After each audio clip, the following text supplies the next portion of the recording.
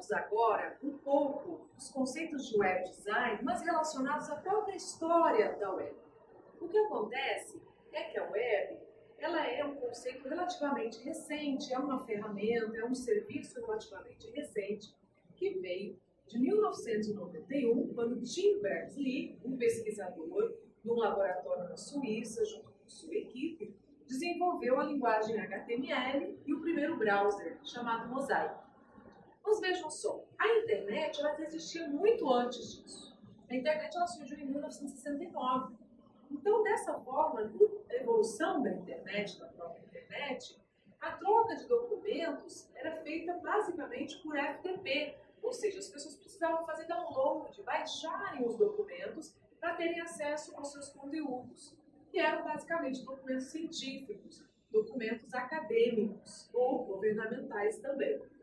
Nesse sentido, quando a web surgiu, ela veio solucionar um problema que era das pessoas sempre terem que baixar um documento, terem acesso apenas a um tipo de documento, para que elas pudessem ter acesso ao conteúdo desse documento.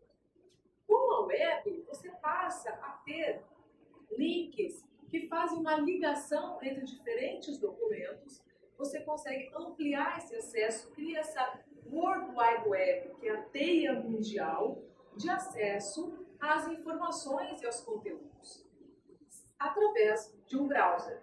Então, dessa forma, o Tim Berners-Lee, ele não quis vender a web como um serviço, ele disponibilizou essa web. E, com o passar do tempo, outros browsers foram sendo criados, sendo um dos mais famosos, o Netscape. O Netscape foi criado e já foi também feita uma evolução da própria linguagem HTML. Ou seja, o HTML é o quê? O HTML é uma linguagem para marcação de estruturação de conteúdos. E dessa forma, quanto mais conteúdos vão sendo introduzidos na página, se precisa de novas tags, novas marcas para marcar esses conteúdos. Quando o Netscape surgiu, já houve uma evolução do próprio HTML. Com o passar dos anos, a Microsoft também se deu conta que ela precisava fazer parte desse mundo. Só que ela entrou de uma forma um tanto arbitrária. O próprio Internet Explorer ele veio junto com o sistema operacional Windows.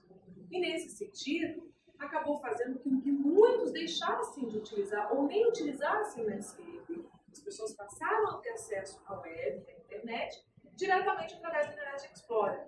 Mas qual era o problema? O problema é que o Internet Explorer também passou a utilizar uma versão do HTML, uma forma de interpretação das tags HTML diferente do que era utilizado pelo Netscape, fazendo com que os desenvolvedores fossem obrigados a criar sites que rodassem de uma forma no Internet Explorer e rodassem de outra forma no Netscape. Com isso, o mesmo pesquisador que foi o precursor nesse desenvolvimento do HTML da web, que foi Tim Berners-Lee, ele, junto com sua equipe e também com outros pesquisadores, resolveram criar um órgão chamado W3C, que é o World Wide Web Consortium. O que esse órgão faz? Ele traz recomendações em cima de padrões web que tornem a web mais acessível, que tornem a web mais integrável, fazendo com que conteúdos que têm o mesmo significado utilizem as mesmas marcas para serem apresentados. Ou seja, o HTML sendo utilizado mais de acordo com o significado desses conteúdos. E o que acontece? Quando você utiliza a web dessa forma, você está falando de web semântica, que é uma web que está associada a um significado. Quando a gente está falando de HTML é uma linguagem. E toda língua ela tem a parte da grafia, que é a parte sintática, e a parte do significado, que é a parte semântica. No W3C é muito importante que, para verificar se a nossa grafia está correta, se utilize um validador, que está disponível no ambiente da disciplina. Esse validador ele vai orientar se a hierarquia das tags, a forma de escrita das tags, abertura, fechamento, está correta no nosso documento. Já a semântica é uma recomendação que perpassa esse tipo de ferramenta, que você acaba precisando ter bom senso na hora de criar o seu conteúdo e utilizar as tags de forma correta.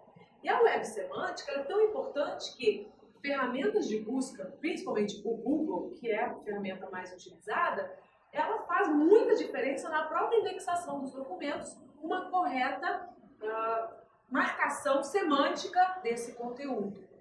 Então, é muito importante que você preste bastante atenção no uso correto das tags do HTML, de acordo com o significado do conteúdo, e que também teste o seu layout, teste o seu código em diferentes browsers. E a gente vai falar também sobre o uso do CSS, que é outra linguagem que surgiu ainda nos anos 90, mas que vem sendo utilizada o tempo todo hoje, praticamente é um padrão junto com o HTML5, a aparência do seu conteúdo ser formatada, ser criada e definida com o uso do CSS.